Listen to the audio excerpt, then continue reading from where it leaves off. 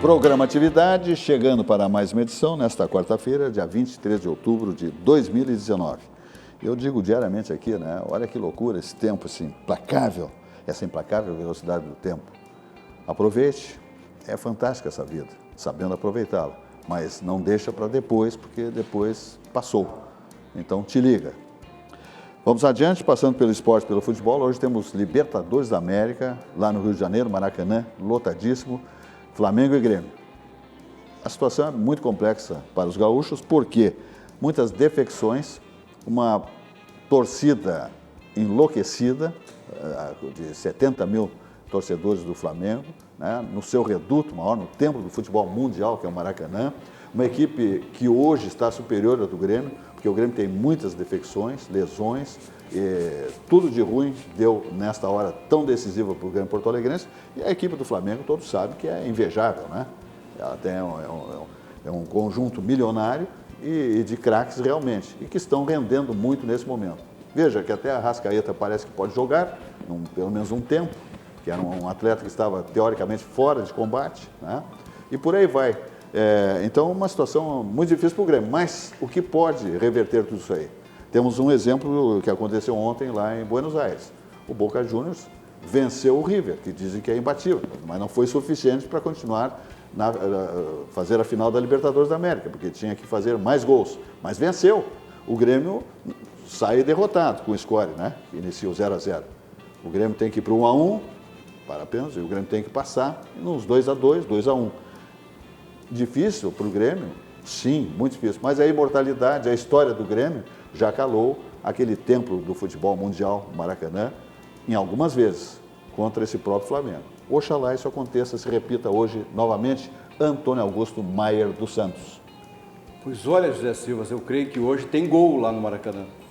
Hoje tem gol lá no Maracanã. O Renato, a última partida do Renato no Grêmio, como jogador, em julho de 1995, o Renato fez um cruzamento da ponta direita para o Jardel fazer um gol espetacular.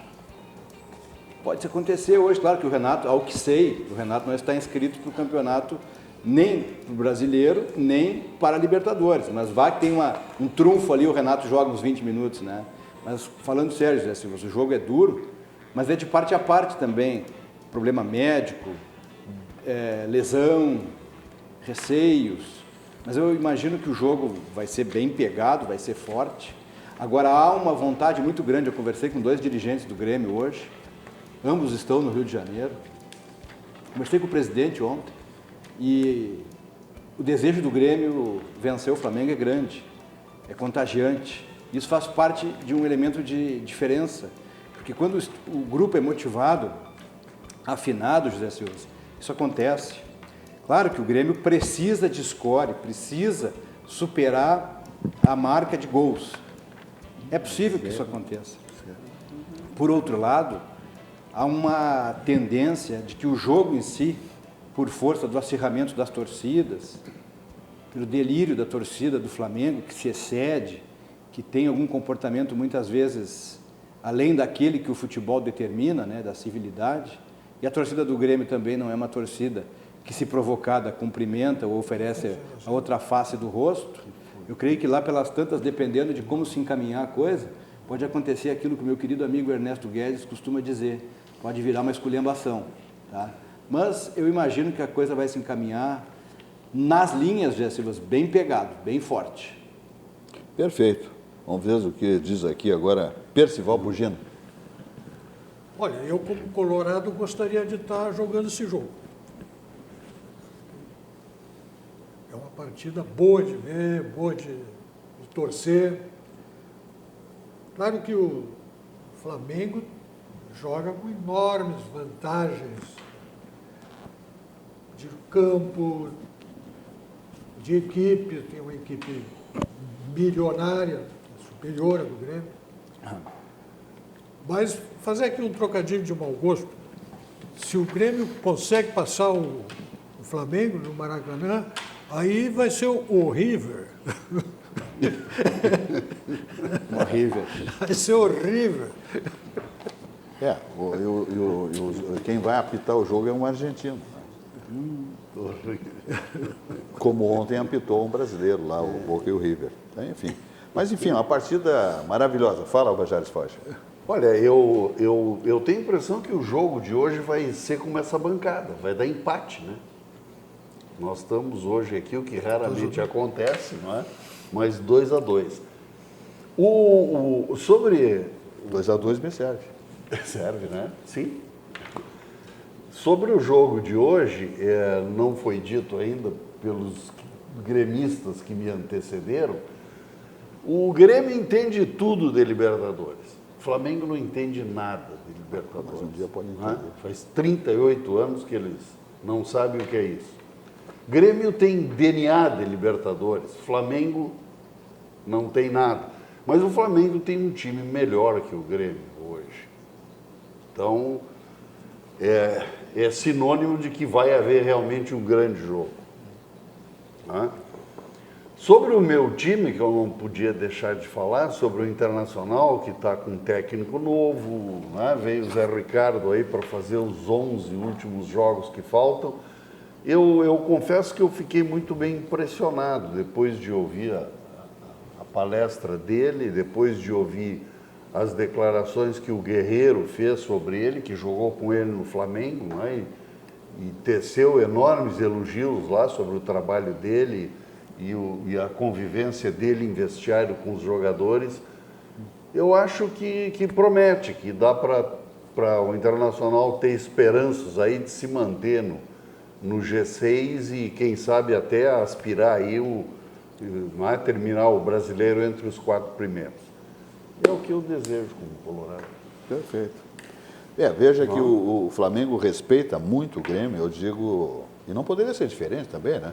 Mas porque esse Rafinha, que é o que machucou, fez uma fissura na face, né? Que vai jogar... Vai jogar, inclusive, com um capacete ou com uma máscara, né? Quer dizer, veja, quando tu bota um atleta que é desconfortável violentamente, os médicos, eu vi uma entrevista dos médicos do Flamengo dizendo que é altamente desconfortável jogar com isso aí. E tira um pouco de ângulo de visão também, entende? É uma coisa, é um equipamento completamente diferente. Sendo um atleta que tem que se movimentar, pular, enfim, mas ele tem tanta importância para a equipe que vai, tipo, para um sacrifício. Significa dizer o quê? Será que com um elenco tão competente que tem o Flamengo, exigiria um sacrifício de um atleta assim? Quer dizer, por quê? Porque ele é tido como muito melhor para o outro que viria para ocupar sua posição. Então, vai tipo no sacrifício com esse capacete ou máscara. Então, isso significa dizer o seguinte, não é jogo jogado. Como muita gente passou por mim hoje no shopping, aqui, nem precisa ligar a TV. Não, mas deixa assim, eu gosto. Silvas, eu ouvi uma declaração agora no final da tarde que esse Jorge Jesus, né, técnico do Flamengo, diz que ele só anuncia o time dentro do vestiário, antes de entrar em campo, porque antes disso ninguém sabe quem vai jogar. Não é? Aí me ocorreu, sabe o quê? Como esse camarada vive blefando, será que o Grêmio jogar com o André não é um blefe também? Eu acho que é blefe. Eu acho que é blefe. Tomara. Não, é que se fizer isso aí... Não, se fizer isso aí, ninguém acredita no rapaz, lamentavelmente. Né? O Renato fez um esforço absoluto para trazer esse atleta para o Grêmio, foi uma encrenca. Né? Cobraram, subiu o preço dele, mas o Renato aposta no rapaz. Agora, não duvido, porque tem essas defecções, como o caso do Luan, né? Enfim, o Léo Moura não deve jogar também, porque é um... Mas ele deixar o Tardelli no banco, mas talvez, insistir esse menino jogue o André mais à frente e o Tardelli um pouquinho mais na armação, tá entendendo? É um plano tático que pode acontecer, mas pode ser blefe também, né? Pode ser também, por que não? Agora, nem o Tardelli justifica muito também por tudo que foi pago por ele, porque se tu pegar o histórico dele esse ano aí, pela grife do atleta, pelo valor que ele custa aos cofres do Grêmio, ele não fez nada, me desculpe. José Silva, tem uns jogadores aí no elenco do Grêmio, Galhardo, André, Tardelli, são jogadores que certamente ao final do ano não tem como manter aqui. A coisa está a tal ponto, a hostilidade a alguns deles é tão evidente. E o que custam para o clube também, né? Eu assisti um vídeo num grupo que eu pertenço aí, de gremistas. Tem um vídeo onde aparecem os jogadores do Grêmio, o Galhardo está numa cobertura junto com o Jeromel e outros jogadores, e a torcida os flagrou lá na cobertura e gritaram, e aí o Galhardo vem mais próximo para abanar, e aí um gaiato pega e diz, pula, te atira, vem! Pô, chegou a um ponto que a torcida hostiliza o elenco. O André é um jogador, Zé Silva, tu sabes, o André é um jogador que não tem participação no jogo, ele não arma, ele não volta, ele não colabora, ele não participa do jogo, ele não tem uma participação. O Grêmio, quando o Renato escala o André, o Grêmio entra com 10. Entra com 10. Então é ruim que isso tenha acontecido, mas é o que sobra. O bar só tem essas bebidas para oferecer. Os talheres são esses aí, não tem outra opção. Agora, o jogo vai ser apertado lá no Rio, porque essa torcida do Flamengo está ensandecida. Eles querem esse título. E esse time milionário deles aí tem esse foco. Agora, medicamente, eu não creio que esse rapaz tenha condições de jogar 90 minutos. Esse equipamento vai atrapalhar. Ele não vai se sentir à vontade. Não, se é que vai jogar também, se ele não vai jogar no segundo tempo. Se é que o árbitro vai permitir também. Isso aí é claro que se eles vão fazer isso aí é porque a FIFA, a CBF, a autoridade da arbitragem consente. Não, me refiro à continuidade do jogo. Se a coisa começar a ficar ruim e o árbitro perceber que o menino está no sacrifício, está sofrendo. O próprio atleta pede as contas, aí sai, né? Pede para sair. Chegaria ao ponto da arbitragem. Esse Galhardo, ele não participa, mas presta atenção ou não presta atenção? Porque o Internacional tem algum jogador que não participa e não presta atenção também. Mas ele é um jogador... Quantos? O Galhardo não tem sequência de jogo, não se pode exigir dele também o desempenho. Só que a primeira participação dele no Grêmio, há uns anos atrás, já foi ruim. Ele saiu daqui desacreditado. E agora ele retorna como se fosse uma salvação. Não é possível que isso tenha possibilidade lógica. E a torcida hoje eu vi no vídeo, no grupo, e todo mundo dizendo no grupo, e a imagem é boa, pula, vem! Quer dizer, é ruim, é uma brincadeira de mau gosto, né? É uma ironia e tal, mas ao mesmo tempo é uma situação ruim. É verdade. Vamos adiante então, falando de um projeto espetacular que é o Cresce RS. Ele encanta pela sua potencialidade. E qual é a proposta dele, esse projeto da Assembleia Legislativa do Estado, em combinação com o governo do Estado do Rio Grande do Sul, né, que é o Cresce RS, é exatamente destravar o desenvolvimento do Rio Grande do Sul. É uma combinação de fatores, unindo-se forças de todos os segmentos, né, para que o Rio Grande desatole. Está mais do que na hora, né, minha gente? Então é assim, ele projetar o crescimento do Rio Grande do Sul. E o Cresce RS reúne as principais lideranças de todos os segmentos do Estado do Rio Grande do Sul. Por isso, essa expectativa de que esse projeto, Cresce RS, que nasceu na Assembleia Legislativa do Estado, possa potencializar, né, o destravamento do crescimento do Estado do Rio Grande do Sul, como você vai ver.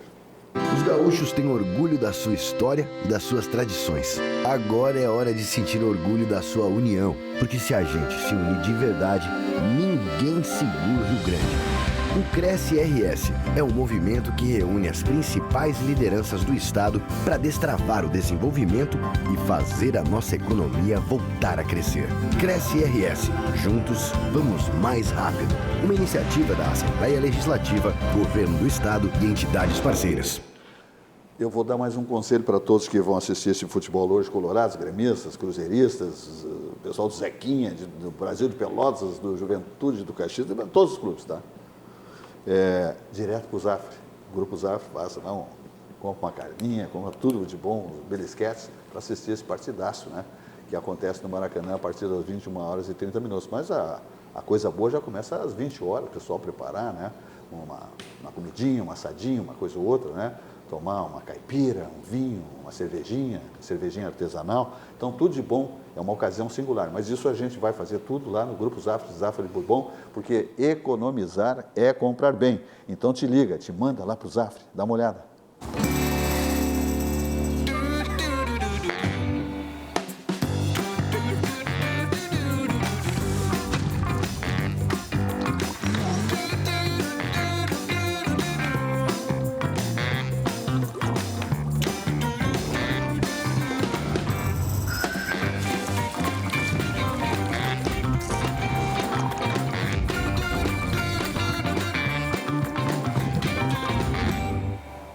Muito bem, estamos aqui no 524-24, chama-se RDC TV, o Rio Grande se conecta aqui.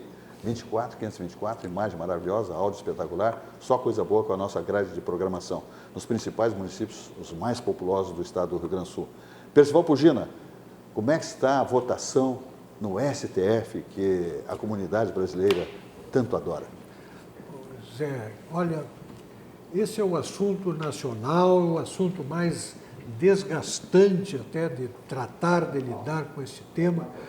Há um grande mal-estar no país por causa disso, mas a insistência de alguns senhores ministros de botar esse assunto na pauta, de, aparentemente para eles, resolver uma questão de maior gravidade. Parece que não há nada mais importante para tratar do que resolver essa questão, fazer reverter, na verdade, porque esse é o desejo daqueles que se mobilizam, reverter essa possibilidade de prender após condenação em segunda instância. O que eu recebo de manifestações, de leitores, corta o coração de ver, tanto de um lado o desânimo de alguns, quanto a ira que toma conta de muitos, Sem assim, dúvida. uma enorme inconformidade com isso. Esse desconforto nacional. Um desconforto nacional. Eles estão querendo forçar, porque todo mundo sabe que esse é o caminho da impunidade, que esse é o caminho para soltar os grandes corruptos do Sabe país. qual é a meta, né?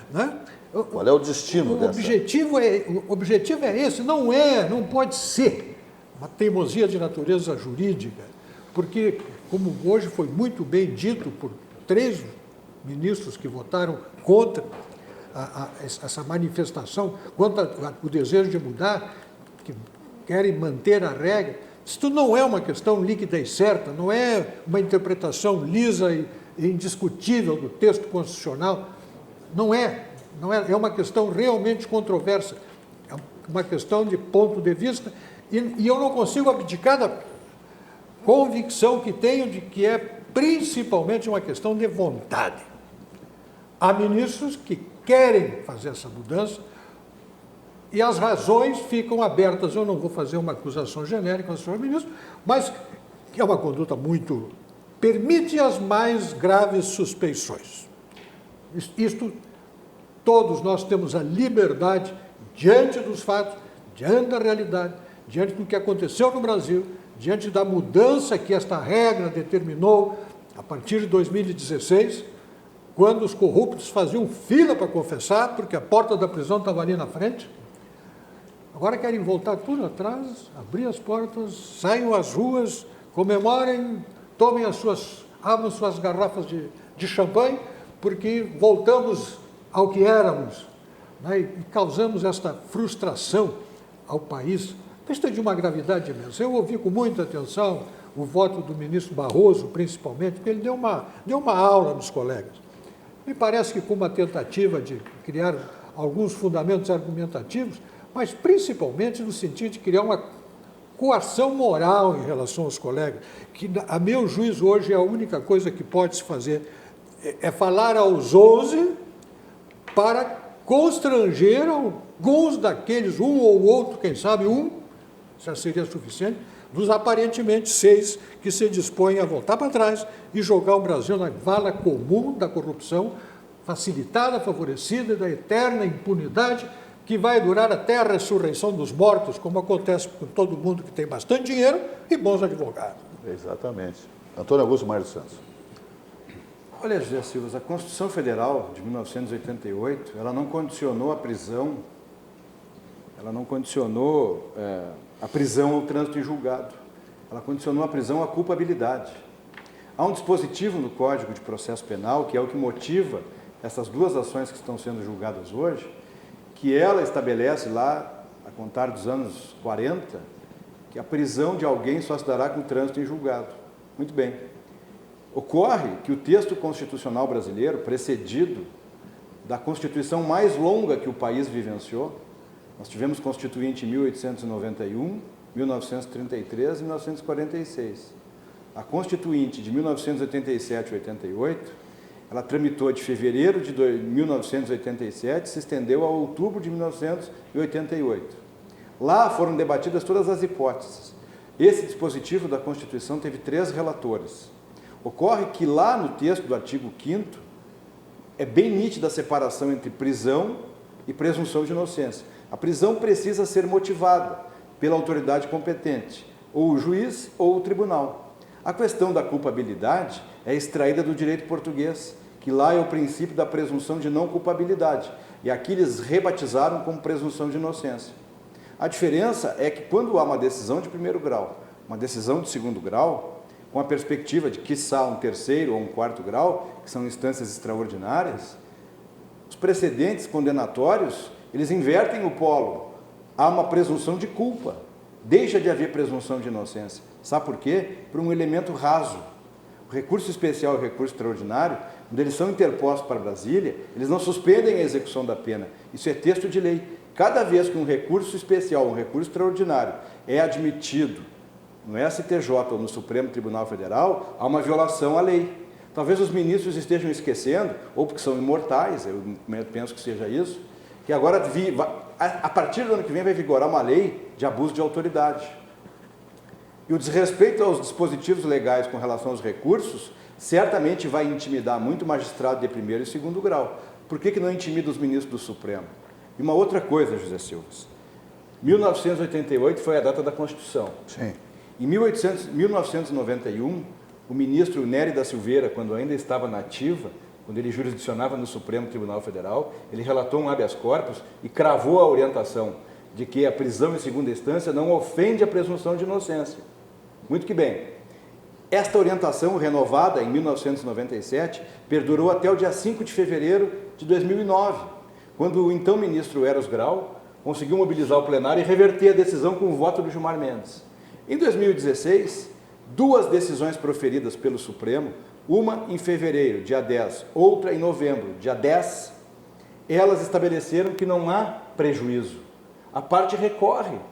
E outra coisa, o Alexandre de Moraes proferiu um voto hoje, que na verdade quem lê jurisprudência sabe, ele repetiu a tese de um voto que ele proferiu ano passado, com 15 laudas, de um habeas corpus de Santa Catarina, onde ele pormenorizou, ele dissecou. Então, se nós fizermos uma síntese do voto do ministro Fachin, que é um voto dinâmico, um voto do ministro Barroso, que é um voto de estrutura constitucional, porque de todos os ministros que estão lá, ele é um constitucionalista de raiz.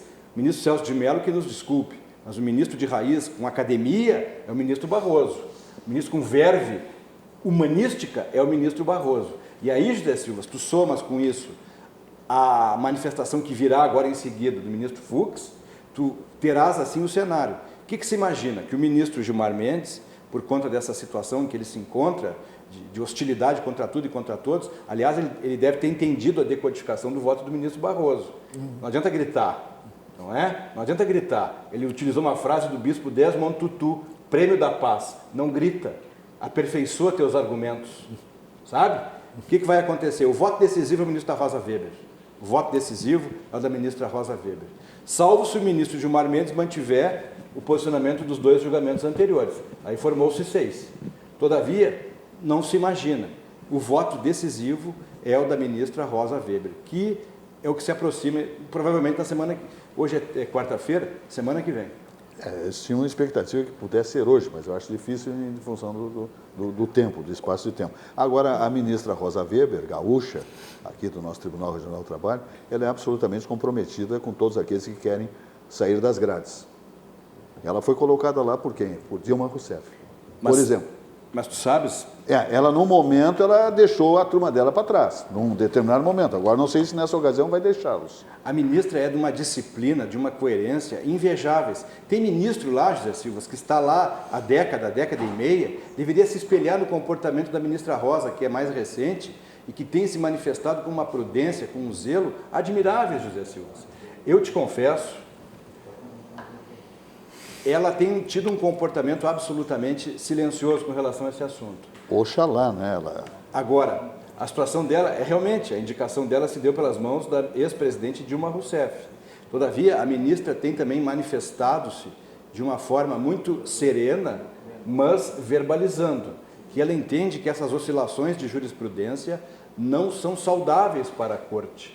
Na verdade, ela manifesta-se em trechos dos votos do ministro Fachin e do ministro Barroso, certo? O ministro Barroso ele trouxe estatísticas, José Silva, Sim. dados, e ele também usou uma expressão muito convincente. Ele disse que o Supremo tem sido muito duro com os pobres e muito tolerante com os ricos. Isso é de uma eloquência, isso tem uma sonoridade, José Silva. E um detalhe, não é? Aquela plateia que está assistindo o julgamento hoje, ela tem que fazer um credenciamento prévio, porque a sessão está lotada.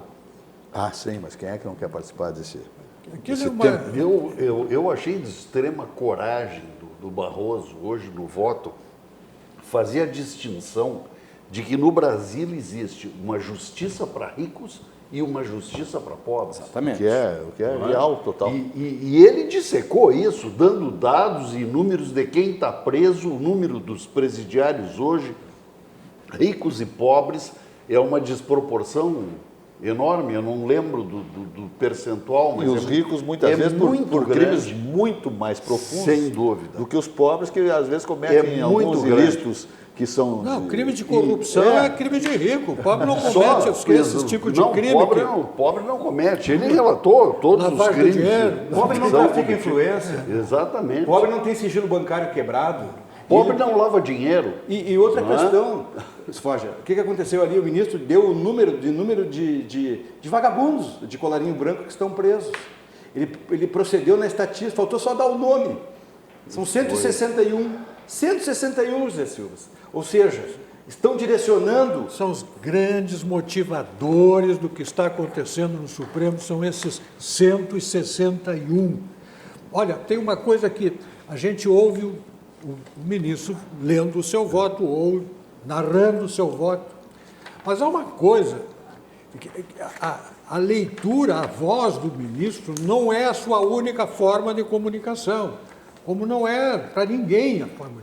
Você observe o comportamento facial, a expressão facial.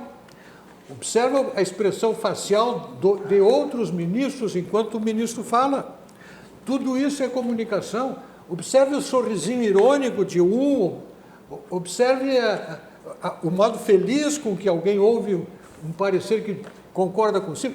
Todas estas formas de comunicação, quando a gente começa a perceber, eu não posso renunciar à convicção de que não se trata ali mais essencialmente de uma convicção de natureza jurídica, mas são atos de vontade. Nós estamos discutindo ali porque alguns ministros querem. E eles, o próprio ministro Marco Aurélio, ele insistentemente, né, se referiu às manifestações contra o Supremo, e o Toffoli volta e meia volta a esse assunto. Mas eu pergunto, querem tapete vermelho da sociedade para recebê-los como suas excelências, enquanto fazem o que fazem? Enquanto desprezam a vontade nacional, o bem do país, o bem comum, do modo destampado como fazem? Querem tapete vermelho? Querem aplauso para fazerem o que fazem? Querem ser reverenciados como suas excelências? Senhores, se estão fazendo política, vão se expor à mesma coisa que os políticos se expõem. Vão para a vaia. Só para complementar o que o Pugina disse. O plenário do Supremo Tribunal Federal, ele não é um plenário quadrado, ele é um plenário retangular. Só existe uma entrada no plenário do Supremo Tribunal Federal. Todo mundo entra pela mesma porta. Tem um detector de metal na entrada e um detector de metal na entrada do plenário. Muito que bem. As câmeras que atuam no STF são as câmeras da TV Justiça. Quem assiste lá, qualquer tribunal superior hoje tem televisionamento, mas o Supremo Tribunal Federal monopoliza, não é? O TSE passa sessões terças e quintas também, mas o detalhe é o seguinte, o Supremo Tribunal Federal, o detalhe é que muitas vezes os ministros têm um teleprompter também no chão ali, então eles sabem o que está sendo filmado. Eu tenho um amigo, um procurador de justiça, meu amigo, que está assistindo esse julgamento lá, e ele me narrou alguns detalhes, porque a câmera não mostra tudo. Alguns ministros, literalmente, têm um comportamento de desfaçatez. Estão fazendo de conta que não estão assistindo, que não estão ouvindo, que não estão prestando atenção. Mas o detalhe ali é o intervalo. Quando eles levantam e a televisão deixa o corte, a questão é muitas vezes de um cinismo que nem no Senado ou na Câmara é parecido. Tem ministro do Supremo que ia deixar o Maquiavel envergonhado. Eu tenho certeza. Eu assisto isso quando eu vou no TSE. E no Supremo não é diferente. O Supremo Tribunal Federal, Supremo. Ocorre que a composição do Supremo está longe de ser suprema. E seria bom que o presidente Jair Bolsonaro pensasse com cuidado nas duas substituições que ele vai fazer, José Silva. Não adianta, não é razoável ideologizar o Supremo, estabelecer debates de religião dentro do Supremo por força da concepção do ministro, da origem do ministro, José Silva. Nós precisamos ter um ministro previdenciarista. O que vem por aí não é pouca coisa. Vem uma avalanche de ações diretas de inconstitucionalidade. Eu, particularmente, conversando com um colega que atua em Brasília, ele foi contratado para escrever 6. Olha o que vem por aí. Nós precisamos ter um ministro, José Silva, que domine conceito de previdência social, que conheça a matéria previdenciária na gênese, na história. Por quê? Porque hoje quem é o previdenciarista do Supremo, José Silva? Quem é que entende de direito previdenciário no Supremo Tribunal Federal? Sim, mas nesse modelo de indicação jamais vamos chegar a essa expectativa. Isso não existe, né? Se é na caneta presidencial, se temos um presidente dessa corte que não tem competência nenhuma, lamentavelmente. Olha o que o Gilmar Mendes disse semana passada, ele disse isso num tom assim profético. Olha a responsabilidade da substituição da cadeira do ministro Celso, o nosso decano. Vai ser necessária muita prudência para o preenchimento da cadeira. Ele esquece de olhar para 3 cadeiras depois da dele e o ministro Roberto Barroso está ali. O ministro Barroso é o ministro sucessor intelectual do ministro Celso de Mello. Por que o ministro Gilmar está fazendo isso? Porque depois da saída do Celso de Mello e do Marco Aurélio, ele será o decano. Ele será o decano. Daqui a 2 anos e 3 meses, o ministro Gilmar Mendes, se estiver no Supremo ainda, será o decano. Ele pode se aposentar, né? Tem tanto interesse em Portugal.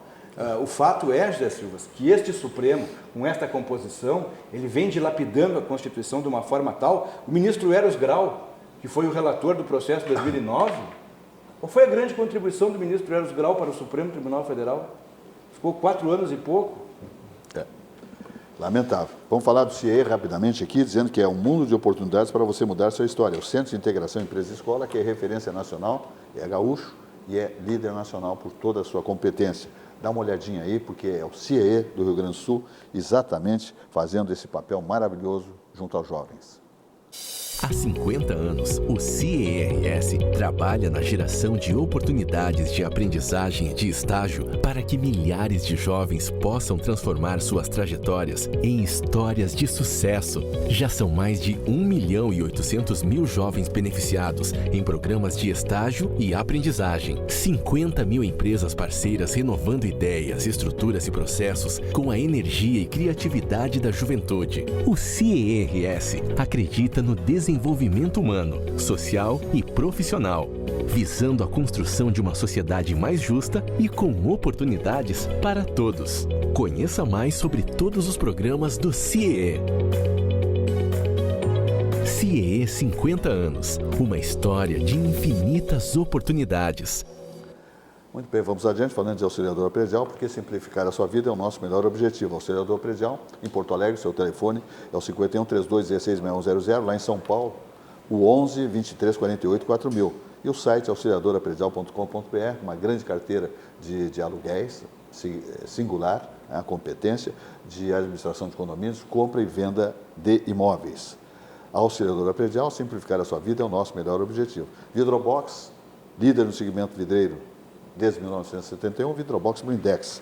Tudo em vias para a construção civil passa por Vidrobox Blindex, telefone 3302-4343 e o site é vidrobox.com.br. A Aspecir Previdência, a certeza de um futuro tranquilo.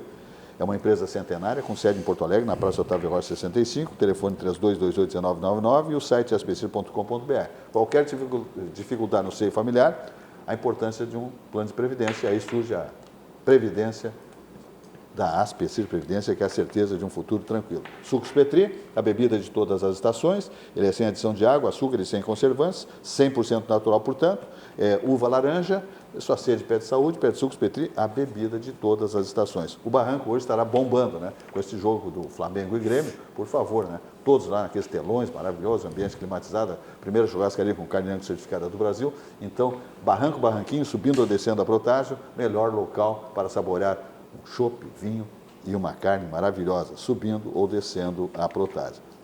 Bugina que está aqui conosco, Percival Pugina, grande figura, pertence à Academia Rio Grandense de Letras, grande articulista, né? Grande escritor. Ele tem aqui uma situação especial para você, que é formação e informação de qualidade sobre temas sociais, políticos e econômicos. Você encontra em Conservadores e Liberais o blog de Percival Pugina, é o pugina.org. Pugina e seus colaboradores proporcionam conteúdos com texto, imagem e vídeos para seu esclarecimento sobre questões da atualidade nacional. Milhares de brasileiros diariamente acessam o blog pugina.org. Pode falar, Pugina. Ou o Bajares Forja, por favor. Eu queria voltar um pouquinho, José, com relação a esse voto do ministro Barroso, hoje no tribunal. Eu acho que não dá, nós não precisamos comentar mais. Tal foi a transparência do voto. O amigo do Cazuza. O amigo do Cazuza. Tal foi a forma didática com que ele proferiu o voto, esclarecendo aos técnicos, operadores do direito e aos leigos. Sim. Não é? Aí a população em geral. Ele fez uma menção, Antônio Augusto, que me chama a atenção, que é pouco explorada. E ele pergunta: onde é que está escrito na Constituição Federal que é proibida a prisão em segunda instância? Onde é que está escrito isso? Não existe isso. Não existe. É que fazem uma santa confusão entre a culpabilidade, que o Antônio Augusto dissertou muito bem, não é? Que ninguém pode ser considerado culpado até o trânsito em julgado da sentença. Mas não diz que não pode ser preso. Não é? A prerrogativa da prisão é do juiz. Se ela não foi flagrante, não é? Se a prisão não aconteceu em flagrante delito, cabe ao juiz e ao entendimento e ao juízo dele a decretação da prisão. Por isso existe a preventiva, né? A temporária, a cautelar. Exatamente. Então, onde é que diz que é inconstitucional essa prisão? Uma outra coisa que me chamou a atenção, e achei também muita coragem, porque ele mostrou as vísceras do judiciário, não é? Dizer, um processo crime, Pugina, não podia durar mais que um ano e meio. Não podia. Os processos duram 10, 15, 20 anos. É um absurdo. E ele teceu uma série de processos de réus que tinham dinheiro, e aí ele faz a distinção, não é, entre o pobre e o rico.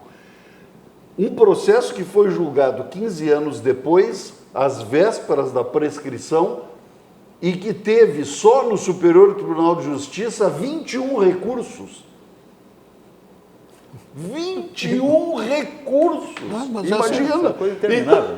Então não termina nunca! Não termina nunca!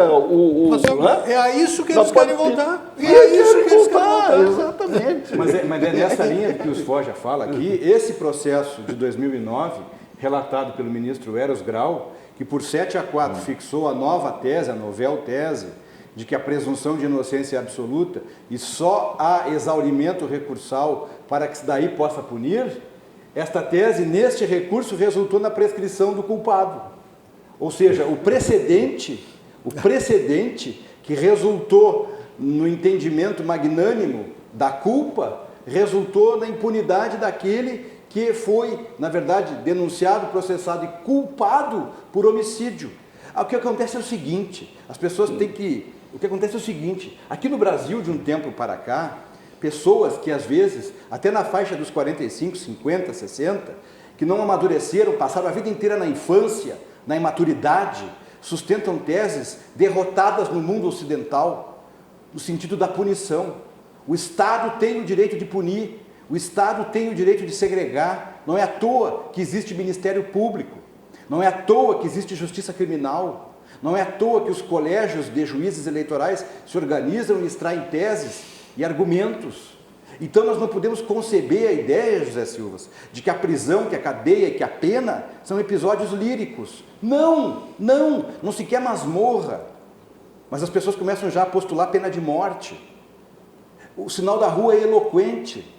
O ministro Barroso, ele tem uma característica ao redigir os seus acordos. Todos os seus acordos no Supremo e no TSE são precedidos de uma parte introdutória. E dentro desses contextos não ultrapassam 4 capítulos. E os capítulos se desdobram em itens. E ali está tudo pormenorizado. O ministro é organizado. Os outros que não são, que o invejem.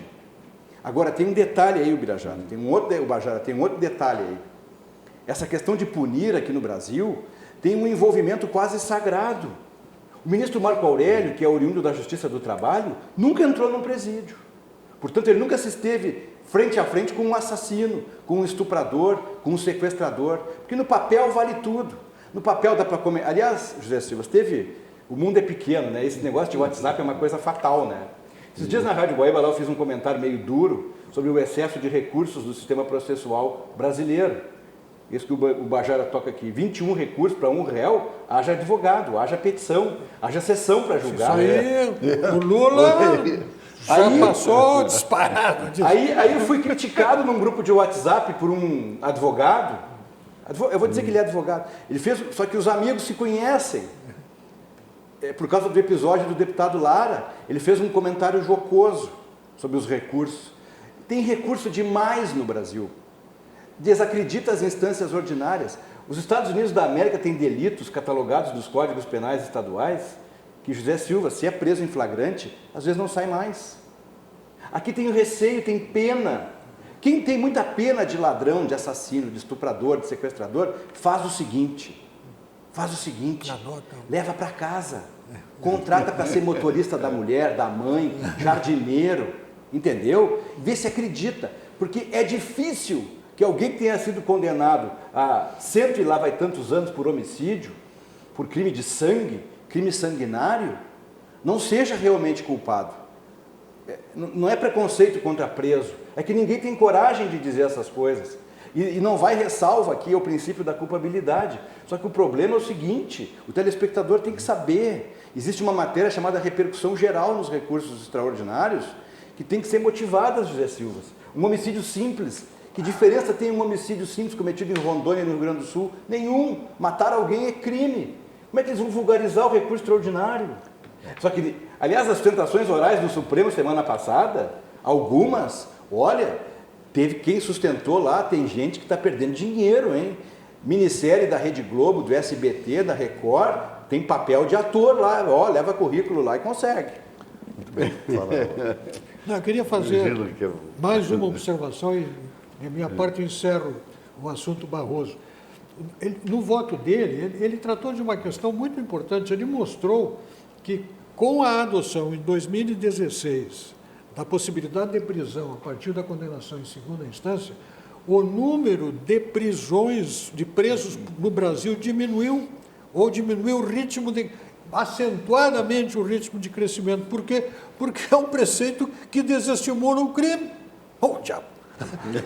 Foi exatamente o que você viu. O que desmontou o mecanismo de corrupção que existia na República Brasileira foi exatamente essa decisão de 2016 que abriu a porta do confessionário.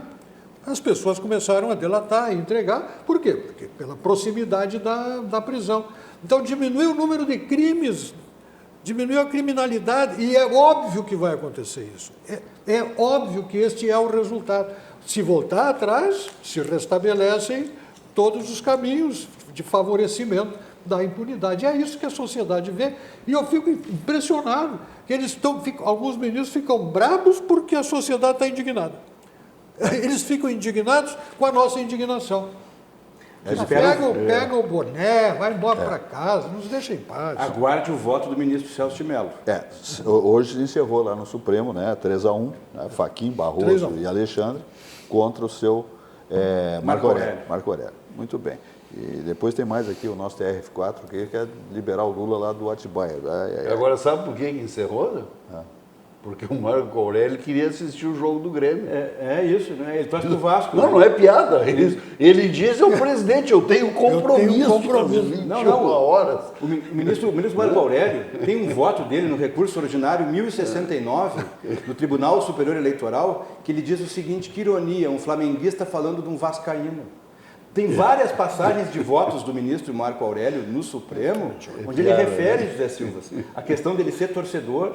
Ele fala essas coisas. O ministro, na intimidade, vou fazer uma confissão aqui, o ministro na intimidade, despachando em gabinete, conversando em aeroporto, no próprio Supremo Tribunal Federal, é afável, é uma figura fácil de conviver, de dialogar, ele é muito bem humorado, ele é educado. O ministro Marco Aurélio anda em aeroporto sem segurança, é um ministro fácil, ele despacha, ele identifica onde ele está, ou no plenário, ou no gabinete, ou na residência. O ministro Marco Aurélio é uma pessoa, assim, tranquila. Todavia, essa concepção que ele externa nessas manifestações, elas têm algo quase que poético, de pueril, que tu estás lidando, José Silva, com alguém que mata, que rouba. Existem crimes como o sequestro, que traumatizam as pessoas para o resto da vida. Tem pessoas que adquirem fobia social, medo de tudo, barulho, ruídos, passam a vida se tratando por conta do trauma. Então é um deboche com relação a essas pessoas, com relação aos policiais militares, oficiais de justiça, policiais civis, promotores de justiça, que trabalham na instrução desses processos, e depois se vê na obrigação de cruzar os braços, aguardando que o Supremo leve 8, 10, 13, 15 anos para apurar uma denúncia. Não é fácil. Vamos e falar nesse meio tempo está o bandido convivendo com a vítima, com a família da vítima. Ameaçando. Tudo andando e andando, tudo andando e andando. Vamos falar então de CCG, que é o Centro Clínico Gaúcho, que está ainda mais prático. Esse Centro Clínico Gaúcho é maravilhoso, né, minha gente? Você já conhece o aplicativo do Centro Clínico Gaúcho? Não conhece ainda? Olha aqui, ó. Com ele você fica ainda mais fácil de conectar-se à saúde. Tenha o aplicativo do CCG, o Centro Clínico Gaúcho. Você tem acesso a agendamento de consultas, cartão virtual, notícias e muito mais. E tudo isso na palma da sua mão. Baixe agora e acesse todos esses serviços. É o Centro Clínico Gaúcho, né, contemplando aí todos aqueles conveniados, pessoa física, pessoa jurídica, tá? Telefone Centro Clínico Gaúcho, CCG, é o 51 3287 9220. O site é centroclinicogaúcho.com.br, tá? E então te liga, que aí vem mais ainda uma informação para vocês dar uma olhada. Uma palavra não existe sozinha. E o Centro Clínico Gaúcho só pode dizer o quanto é grande, pois só dentro dela cabe tudo o que somos. Temos mais de 1.500 funcionários, em mais de 20 unidades da rede própria. Realizamos mais de 1 milhão de consultas por ano, entre rede interna e externa. São mais de 175 mil clientes e mais de 6 mil pacientes no programa de medicina preventiva. Mas o que é mais importante, temos você. Centro Clínico Gaúcho, cada vez maior, cada vez mais perto. Muito bem, bateu aquele desconforto?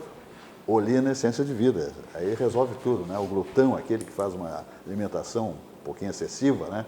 Tem uma digestão, Olina Essência de Vida, auxiliar digestivo 100% natural, medicamento com eficácia comprovada, trata os sintomas da má digestão e devolve o ânimo e bem-estar natural. Isso é Olina Essência de Vida. Se bateu aquele desconforto, Olina Essência de Vida, ok? Então te liga. Vamos falar da Algar Engenharia? Está aí. Liquidando, né? Não liquidando o preço, porque, por favor, coisa boa não se liquida, mas as últimas unidades lá do Fly Studios, né? Que é para pessoa física ou jurídica, né? É coisa boa, e também para morar ou para investir. O Fly, maravilhoso, ali na Ipiranga 8.339, esse empreendimento da Algar Engenharia. Tem um acabamento diferenciado em todos os sentidos, ele tem também paredes, pisos, esquadrias, portas, tubulações com tratamento acústico, né? Isso é difícil, né? Nos prédios. Tudo que tem de melhor na construção civil está aplicado no Fly Studios. Então, isso aí tudo proporcionando maior conforto e tranquilidade aos moradores. Últimas oportunidades para fazer parte da família Fly. Aproveite e entre em contato com o seu imobiliário de confiança ou ligue para o 51 3339 1250, direto com Algar Engenharia. Muito bem. Percival Brigeno. Eu fui domingo a Santana do Livramento, fiquei lá segunda, terça, vim hoje de manhã. A situação da BR-290, descuidada, péssima conservação, meu Deus, é uma rodovia multinacional que atende tráfego de uruguaios, de vai para outros países do Mercosul. É um eixo que atravessa o estado do Rio Grande do Sul. Eu não sei de Rosário até a Uruguaiana como é que está, mas até Rosário dá pena de se ver. É lamentável, né? O abandono da estrada, com eventuais pequenos trechos assim em reparo, mas a estrada toda trafegabilidade muito ruim. Em algum momento ali, eles fizeram um pequeno revestimento, assim, provavelmente uns 3 milímetros. Então, a casquinha. Uma casquinha, né? E aquilo, o tempo Sim, sai. a primeira sai, chuva escorre. vai embora. A primeira Então, chuva deu. todo o trânsito vai andando em cima daquilo. É alto risco, né? De escorregar o carro, sair da pista. Trepidando. Um pavimento péssimo para rodar. Que pena esse abandono de estradas importantes no Rio Grande do Sul, que precisavam, até para o desenvolvimento do Estado, ser mais atraentes para o transporte. Que diabo. Por isso que tudo vai embora daqui, as grandes empresas vão E embora. olha, e não vi uma única viatura da Polícia Rodoviária, 500 quilômetros para lá, 500 quilômetros para cá. Na pista, nenhum. Fazer uma emenda aqui, um complemento. Aqui na Assembleia Legislativa do Estado do Rio Grande do Sul, existe a Frente Parlamentar dos Municípios sem asfalto. 55 municípios no Rio Grande do Sul não têm acesso ao asfáltico. 12% do Estado do Rio Grande do Sul, 12% dos municípios do Rio Grande do Sul não têm acesso asfáltico à sua sede. Isso é uma aberração.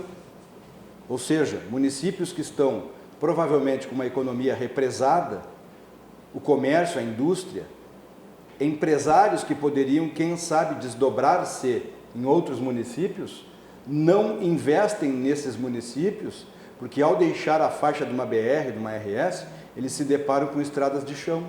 Então isso é um problema grave. Segunda-feira houve uma audiência na FAMURS, tratando exatamente desse assunto, dos 55 municípios do Rio Grande do Sul que não têm acesso asfáltico. Asfalto não é atribuição do município. Asfalto é atribuição federal ou estadual. Sem se falar, Pugina, que tem outros acessos no interior do estado do Rio Grande do Sul. Esses dias eu fui me deslocar profissionalmente a um local, fui proferir uma palestra, eu fui de carro, eu desci do carro, porque eu imaginei que tivesse quebrado os quatro, tivesse furado os 4 pneus. Eu imaginei que tivesse na Lua. Como aqui em Porto Alegre, crateras vulcânicas, né? O território porto-alegrense é lunar, tem crateras, né? Agora estão recapeando ali a Ipiranga, não entendi o recapeamento na Ipiranga. Em outros lugares precisando de recapeamento. E outra coisa, José Silva, quanto deixam de arrecadar esses municípios? Qual é a demanda reprimida, o lucro cessante de um município, José Silva, que poderia ter uma indústria? Não vê aqui Viamão? A Havan vai lá para Viamão. Porto Alegrense, quer conhecer a Havan? Vai a Viamão. Vai a Passo Fundo. O que fizeram lá em Passo Fundo, quando a Havan foi para lá, o Passo Fundo hoje é a cidade mais bem sinalizada e organizada do Rio Grande do Sul, tá? Em matéria de sinalização de trânsito. Passo Fundo? Passo Fundo. Avenida Brasil, toda ela sinalizada, Luciano Azevedo, que eu espero que um dia seja governador do estado, ele está fazendo um trabalho admirável, um trabalho que tem uma visão de cidade para 30 anos. Então, por que os municípios não conseguem, José Silva? Porque a lei de licitações engessa. Já não basta trafegar com caminhão, que vem... Quantos de nós, todos nós aqui na mesa, já estivemos atrás de um caminhão que vinha caindo farelo, cereal. José Silva, é grave esse problema. Verdade. Qual é o prejuízo? Se pesar uma carreta que sai lá de Itaqui e vem a Porto Alegre carregando alguma coisa, quando ela chegar aqui e pesá-la, houve perda. Só que foi pago imposto em cima dessa carga. Minha gente, vamos falar de Banrisul? O banco que não tira o sono de ninguém, só realiza sonhos. Dá uma olhada no Banrisul, que ele resolve pessoa jurídica, pessoa física, quer prosperar, fala com o seu gerente, tem dificuldades, fala com o teu gerente, que é o banco da nossa terra, né? O grande banco do Sul. Dá uma olhada. Tem gente que parece igual, mas não é. É assim com o Banricompras também. Parece um cartão igual aos outros, mas ele é um cartão único e só cliente Banrisul tem. Só com ele você tem um limite extra exclusivo para compras e paga do seu jeito em mais de 365 mil credenciados Vero. Na hora de comprar, peça sempre para pagar com Banricompras, assim como igual ao Paulo. Só o Paulo. Igual ao Banricompras, só o Banricompras. Então tá, vinhos do mundo, né, minha gente? Aqui, ó, também um vinhozinho aí maravilhoso, né? Agora as lojas já fecharam, né, vinhos do mundo, mas vai fazer lá o teu rancho de vinhos, porque é maravilhoso, né? Toda a linha de vinhos, rótulos maravilhosos, com grandes descontos, né? De 42%, 35%, 25% em todas as lojas de vinhos do mundo, porque são rótulos extraordinários, de grande qualidade, com preços extremamente convidativo. Só na Vinhos do Mundo você encontra o portfólio de vinhos mais exclusivos de Porto Alegre. Economiza com garantia de qualidade na mais renomada importadora de vinhos do Brasil. Acesse vinhosdomundo.com.br e confira mais de 400 rótulos exclusivos. São 3 lojas espetaculares, tá?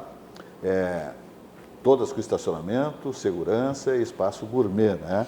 Para jantares harmonizados, etc. e tal. Essa aí é da Avenida Cristóvão Colombo, 1493. Temos a outra agora, que é da Avenida Alípio César, Alameda Alípio César, 203, Boa Vista, esquina Nilo Peçanha. E vamos lá para Getúlio Vargas, Menino Deus, Avenida Getúlio Vargas, 1135.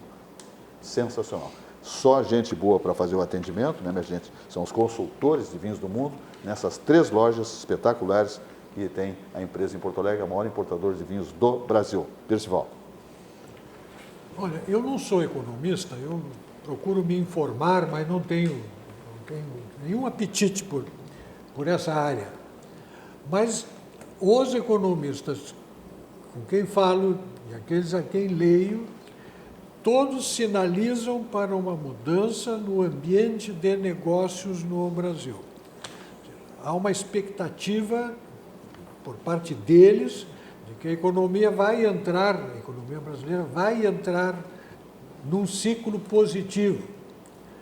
Ou seja, passa a valer a pena investir no Brasil. Passa a valer a pena, até dizem alguns, a correr risco no Brasil. Ou seja, há oportunidades para se ganhar dinheiro. Os próprios organismos internacionais já preveem um crescimento maior no ano que vem, um crescimento maior ainda em 2021. Então, fica essa boa notícia. E dizem eles, me contam, que eles estão fazendo negócios. Eles estão já se preparando para esse ciclo positivo que vem. Eu costumo sempre dar conselhos de extrema prudência, né? Espera, mas eu estou aqui transmitindo aquilo que tem me contado. Né? A aprovação da reforma da Previdência, reforma administrativa que vem aí, tudo isso é sinalização para investidores internacionais que passam a acreditar mais no Brasil do que o grande descrédito que foi criado a partir do período recessivo a que a corrupção nos levou. Fala, Rogério. Eu fiquei muito feliz com a notícia que tu nos desse, Antônio Augusto, por 2 razões. Primeiro, Passo Fundo é minha terra natal. Segundo, o Luciano é filho do Luiz Juarez Nogueira de Azevedo, que é nosso colega, advogado, é professor universitário, é titular do cartório de registro de imóveis. Exatamente. Em Passo Fundo, né? E o Luciano realmente está fazendo uma administração brilhante lá. É um jovem, né? É promissor. Luciano pertence, o Bajé, a essa safra de gestores públicos que tem obsessão pelo resultado certo. É uma figura correta, absolutamente atento à coisa pública, faz inspeção de praça, encanamento, recapeamento, bota capacete, vai, participa. É meu amigo? É meu amigo.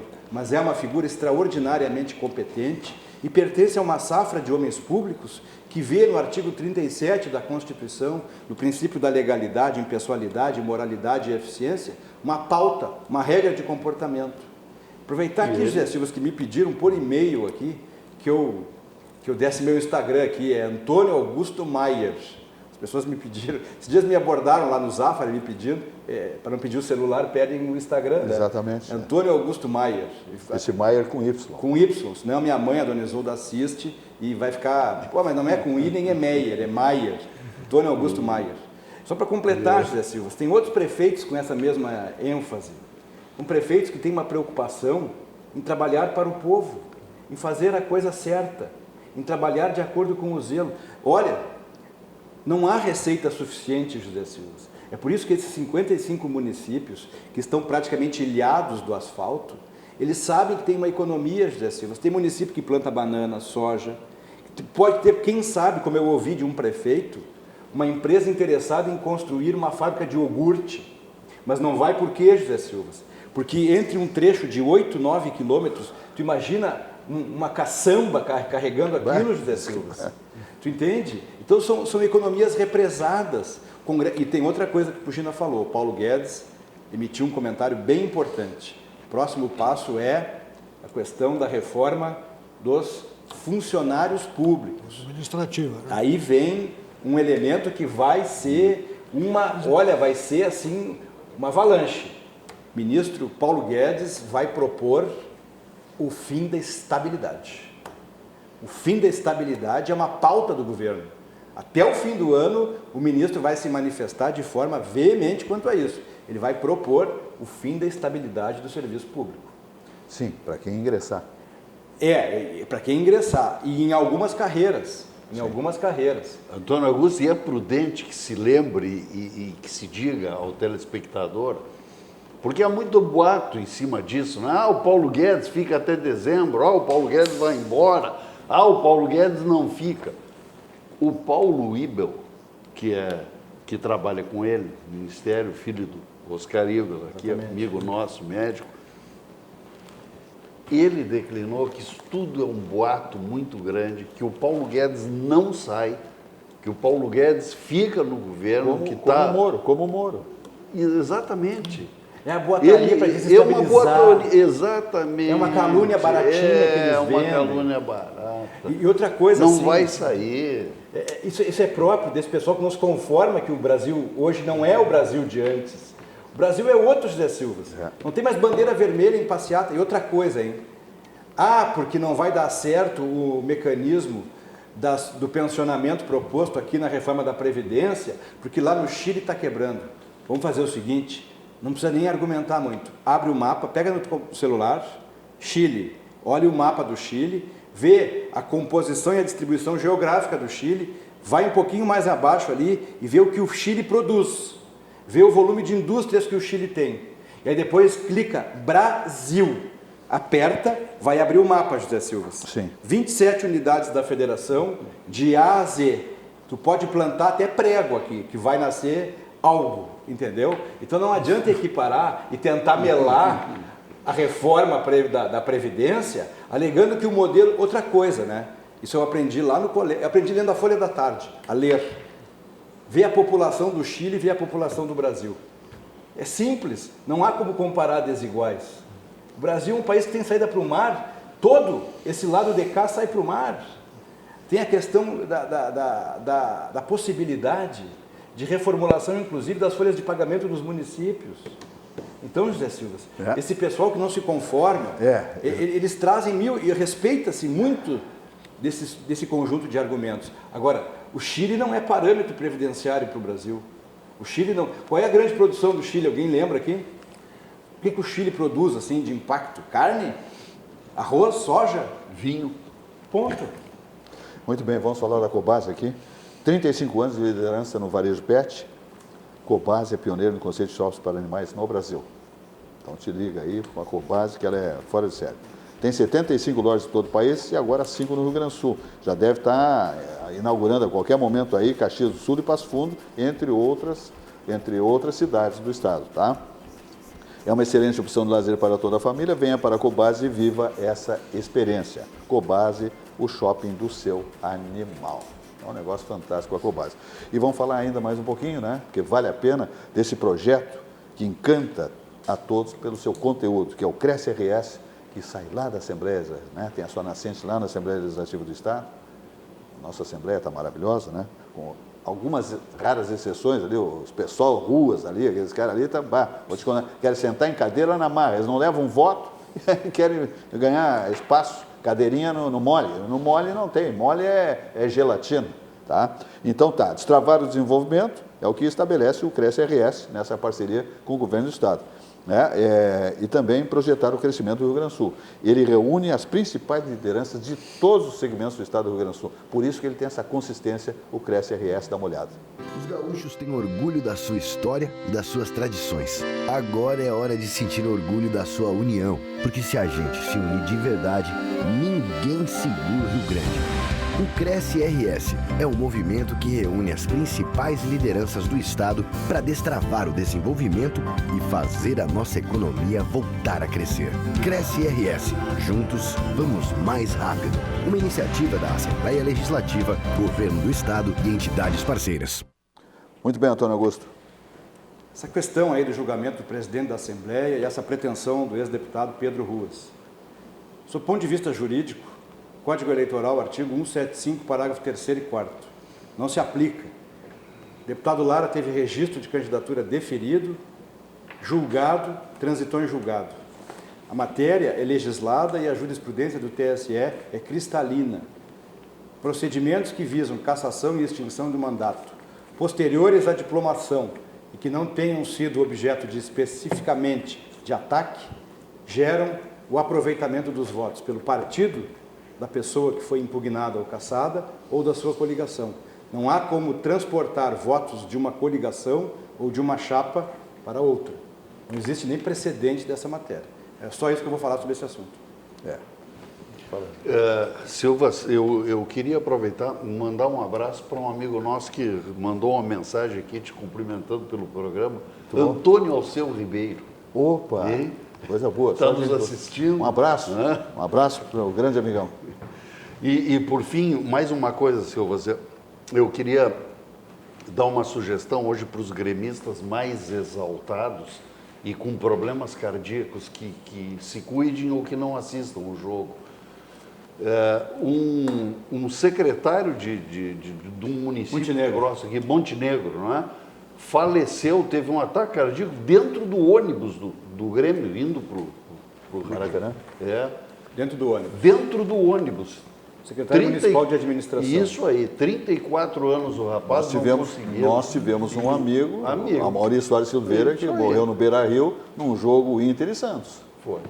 Infartou. Então é preciso, né? E como o jogo de hoje vai ser um jogo de alta tensão, Pode-se É dizer bom, a todos, né? menos, pessoal. É só futebol. viu? isso aí.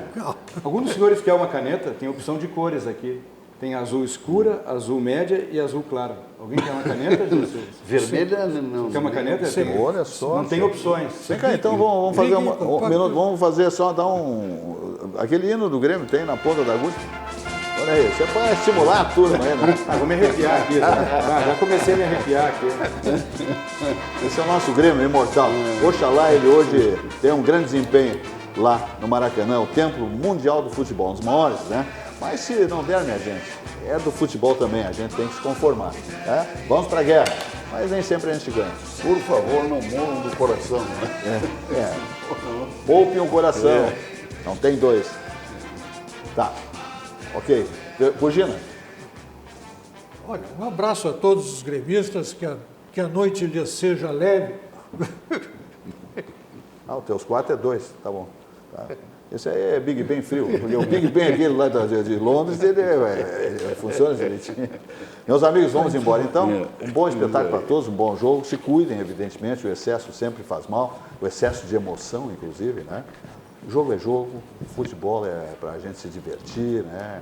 Conquistar amigos, etc e tal, né? É um esporte lindo, maravilhoso, mas vamos ficar por aí, não vamos longe demais, que indo longe demais pode fazer muito mal, um mal irreversível, tá? Então amanhã mais uma edição do nosso programa Atividade, como acontece há 26 anos, sempre ao vivo. E em janeiro agora, 27 anos de programa Atividade. Boa noite e até lá.